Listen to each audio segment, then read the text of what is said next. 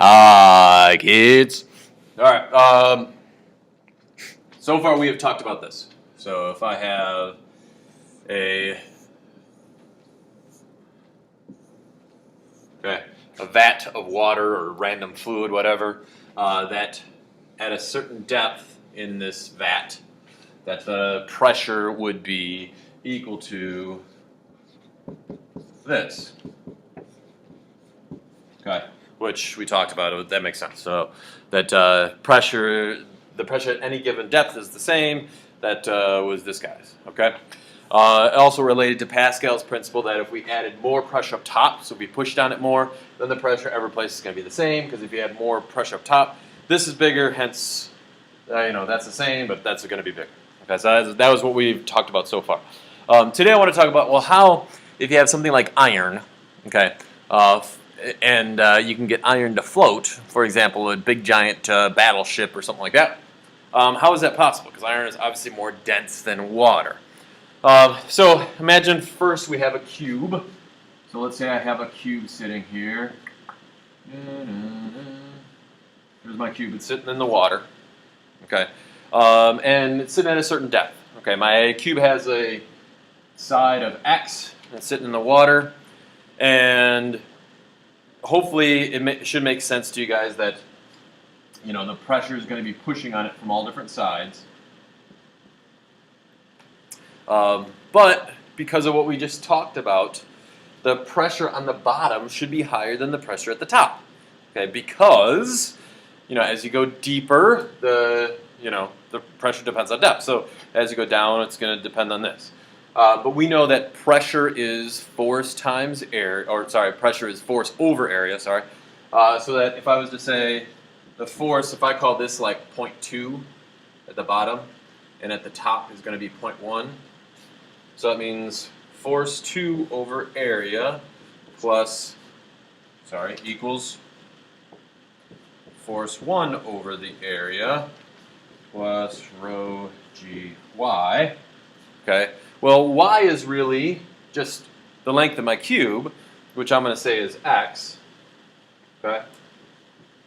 And my area is really going to be just x squared.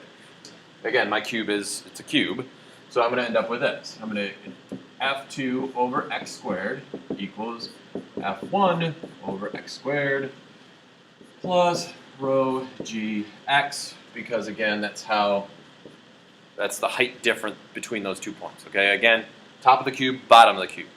All right. So then if I multiply everything by x cubed, I end up with this.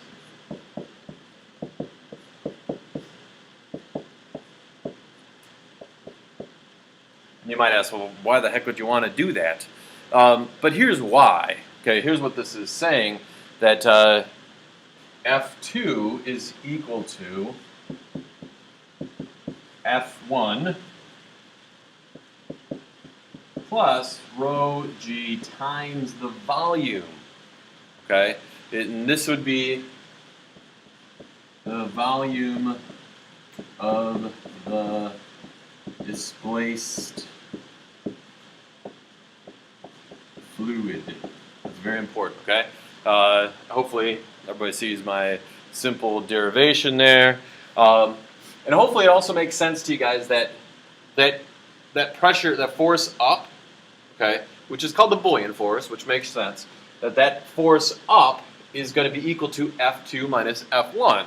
So I'm going to get F2 minus F1 equals rho GV, which is really the buoyant force, and that gives you my buoyant force.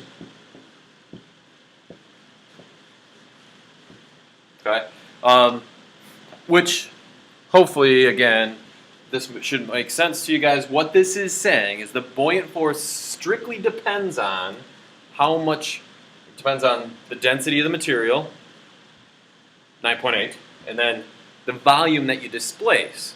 So that it doesn't matter, if you displace the same volume, you're going to get the same buoyant force. So that means if you have a boat and it's going to float, that this buoyant force has to be equal to the force of gravity for that boat.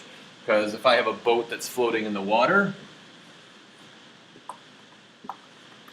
so it's floating in the water like this, that my force of gravity down has to be equaled out by the buoyant force. So really, if it's floating in the water like this, my volume would just be the volume of that piece. Okay? And then a couple other things that should make sense to you guys. Remember, rho times V is really the mass. So this is just really what this is. The buoyant force is essentially saying, hey, you know, the weight of the water you displace equals the buoyant force. Okay? All right, bye kids.